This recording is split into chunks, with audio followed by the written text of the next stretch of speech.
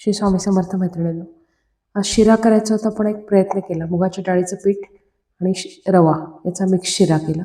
मुगाच्या डाळीचं पिठाचं प्रमाण जास्त घेतलं आणि रव्याचं कमी घेतलं. फक्त या शिरा करताना एक काळजी घ्यावी लागते की हा खूप छान भाजावा लागतो, तरच हा शिरा छान होतो. ज्याला भाजायचा कंटाळा नसेल त्याने हा शिरा नक्की करून पहा.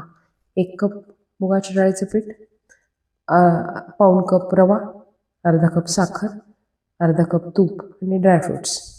तर आधी रवा छान असा गुलाबी रंगावर भाजून घेतला. सेपरेट भाजायचं, म्हणजे मग भाजायला त्रासही होत नाही आणि वेळही कमी लागतो आणि शिराही छान होतो. रवा छान असा खरपूस लाल रंगाचा होईस्तोपर्यंत भाजून घेतला एकसारखा, लो टू मिडियम हीटवर. या पद्धतीने छान काढून घ्यायचं आणि नंतर उरलेलं सगळं तूप ऑलमोस्ट थोडंसं राहू द्यायचं. पण जवळजवळ तेवढं अर्धा कप तूप लागतंच. अर्धा कपापेक्षाही जास्त टाकलं तरी चालतं. तर डाळीचं पीठ घातलं आणि तो भाजून घेतला.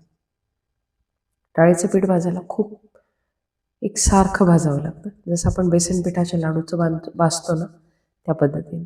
उरलेलं सगळं तूप टाकून घेतलं मी, कारण तेवढं ते लागतंच तूप, तेव्हा शिरा छान होतो.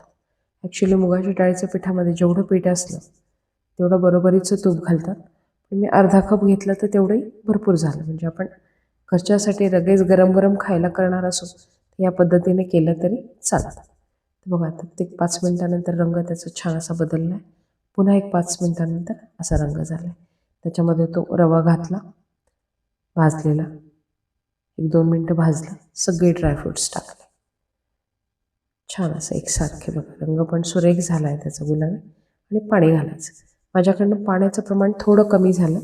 मी 1 कप याला 2 कप पाणी घातलं, तर तुम्ही 3 कप घाला, कारण पाणी भरपूर जिरतं त्याला. थंड झाल्यावर थोडासा सॉफ्टनेस कमी झाला होता त्याचा. मी ते प्रमाण सगळं डिस्क्रिप्शनमध्ये देणारच आहे. त्या पद्धतीने एकसारखं हलवून घेतलं आणि साखर घातली. साखर घालून एकसारखं छान मिक्स करून घेतलं. वेलदोड्याची पूड घातली. मला साखर थोडी कमी वाटली म्हणून 1/4 कप साखर मी परत घातली. तशी मी ऑलमोस्ट इथे 3/4 कप साखर घातली दोघं मिळून. या पद्धतीने छान असं मिक्स करून घेतलं आणि नंतर थोडंसं दूध घातलं.